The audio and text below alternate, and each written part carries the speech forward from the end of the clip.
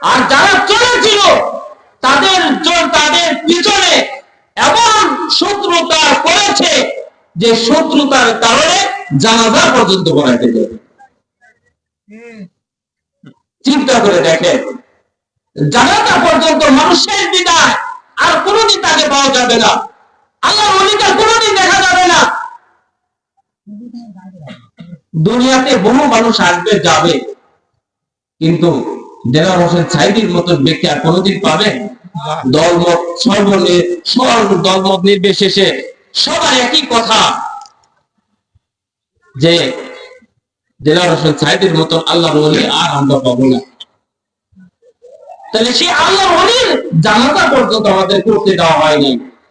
তাহলে কারা করতে দেওয়া হয় না? কে কারা দেয় নাই? আল্লাহ রাসূল বলেন, মান তাশাব্বাহা বিকওমিন ফাহুয়া মিনহুম, যে যে জাতির সাথে সাদৃশ্য রাখবে কাল কিয়ামতের ময়দানে ওই জাতির সাথে হাসর নসিব হবে। তাহলে আমাদের বাংলাদেশে যে সরকার ছিল, খুনি সরকার, খুনি হাসিনা, তার চেহারা সহ তাদের কর্মকাণ্ড ছিল বিধর্মীদের কর্মকাণ্ড। কারণ তাদের কর্মকাণ্ড যদি ভালো থাকতো তাহলে তারা কখনো বাধা দিত না আল্লাহর ওলির জানাজা। ঠিক কিনা বলেন? আল্লাহর ওলির জানাজায় যারা বাধা দিল তারা তারা মান তাশাব্বাহা বিকওমিন ফাহুয়া মিনহুম, এই হাদিসের অন্তর্ভুক্ত তারা। আর এই হাদিসের অন্তর্ভুক্ত যারা হবে তাদের স্থান হবে জাহান্নাম। তাদের স্থান কোথায় হবে? জাহান্নাম। তাহলে আমরা চাই না যে আমাদের স্থান হোক জাহান্নাম, এটা আমরা চাই না। তাহলে কবরে আমাদেরকে তৃতীয় নাম্বার যে প্রশ্ন করবেন, ওমা দীনুকা, তোমাদের ধর্ম কি?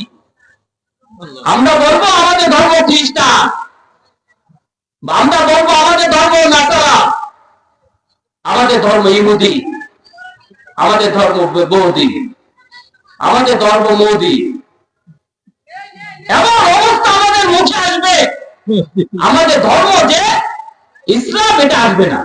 কারণ আমি তো আগেই আপনাদেরকে বোঝানোর জন্য বলছি, সারাদিন যা কল্পনা করবো ঘুরে করে সেটাই আসবে। ঠিক না? ঘুরে ফিরে আমাদের আপনার মুখ থেকে ওই কবরে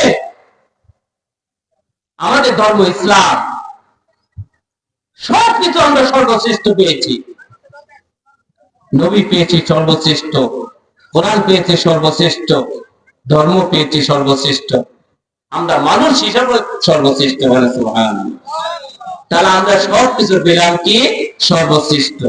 কিন্তু এই দুনিয়াতে এসে সর্বশ্রেষ্ঠ পেয়েছি ঠিক আছে, কিন্তু সর্বশ্রেষ্ঠের ভিতরে এমন অবস্থা দাঁড়াইছে যে শ্রেষ্ঠত্ব আর থাকে না।